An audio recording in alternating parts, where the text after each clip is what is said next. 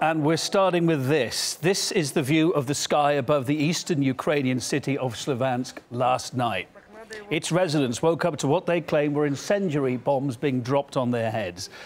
That is a weapon banned by the UN, and Kiev denies its use. But here's what local residents told RT International. We all saw what happened here yesterday. They used rocket launchers as well as incendiary bombs against us. The ground was on fire. How can the ground burn by itself? It burned for about 40 minutes. Starting from 2 a.m., everyone I've met has a sore throat and is coughing all the time. I think this is because of the burning. I think we'll feel the true consequences later. There are still a lot of people here, a lot of children we haven't managed to get out yet.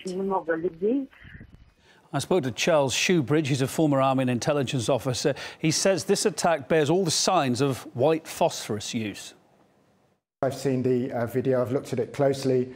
It does indeed tally with what one might say are the hallmarks of white phosphorus use. For example, a very bright light burning and multiple burns.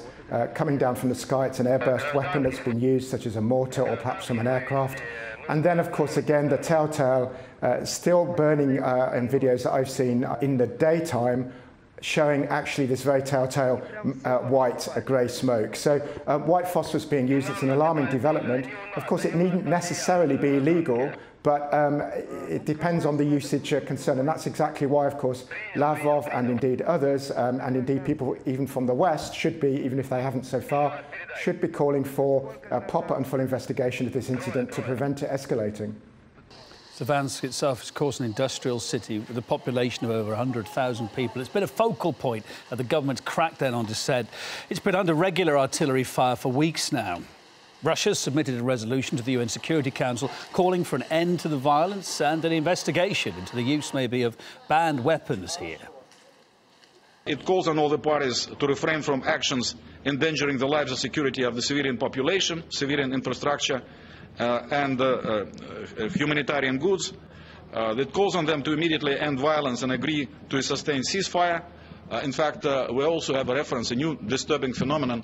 There is news, there are reports about the use of white phosphorus munition in the course of fighting by the Ukrainian side, and we believe that there should be international attention.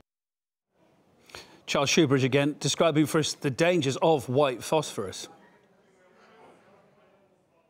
It will burn right through somebody's body, right to the bone. And also, white phosphorus cannot be put out by use of water. It needs sand or some other material to actually suffocate it from burning, to cut off the oxygen supply. There is a problem as well if there was going to be large amounts used. It is also a poison. For example, it can be used, or large amounts of it might be said to contaminate water supplies and so on, but it would take quite a lot of it being used in those circumstances. It's mainly a question that this is, if it's indiscriminate use in urban areas, as appeared to be the case last night, again, it needs proper investigation, then this may well be unlawful. But in any case, it's a startling development of a fearsome weapon, whether it's strictly banned or not in these circumstances. And there were similar arguments over the Israelis' use of it in Gaza, for example. That is an escalation of this war, and a war that's involving civilian casualties.